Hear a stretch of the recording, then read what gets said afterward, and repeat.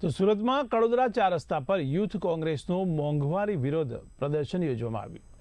ત્યારે સતત વધી રહેલી મોંઘવારીના વિરોધમાં મંગળવારે કડોદરા યુથ કોંગ્રેસ દ્વારા કડોદરા સરદાર કોમ્પ્લેક્સથી રેલી કાઢી 4 રસ્તા પર ડોક્ટર બાબા સાહેબ આંબેડકરની પ્રતિમા પાસે વિરોધ પ્રદર્શનનું આયોજન કરવામાં આવ્યું હતું. આ કાર્યક્રમમાં કોંગ્રેસના વિવિધ આગેવાનો અને કાર્યકર્તાઓ મોટી સંખ્યામાં ઉપસ્થિત રહ્યા હતા. વિરોધ પ્રદર્શન દરમિયાન કાર્યકર્તાઓએ વધતી મોંઘવારી સામે નારાજગી વ્યક્ત કરી અને સરકાર વિરુદ્ધ સૂત્રોચ્ચાર કર્યા હતા.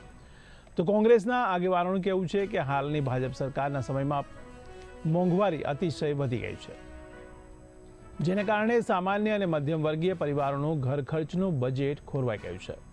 આ પ્રસંગે સુરત જિલ્લા કોંગ્રેસ પ્રમુખ આનંદ ચૌધરીએ જણાવ્યું કે મોંઘવારીના કારણે ગરીબ અને મધ્યમ વર્ગના લોકો પર ભારે આર્થિક બોજો પડી રહ્યો છે, ત્યારે સરકારે તાત્કાલિક પગલાં લઈ આ મોંઘવારીને કાબૂમાં લેવી જોઈએ.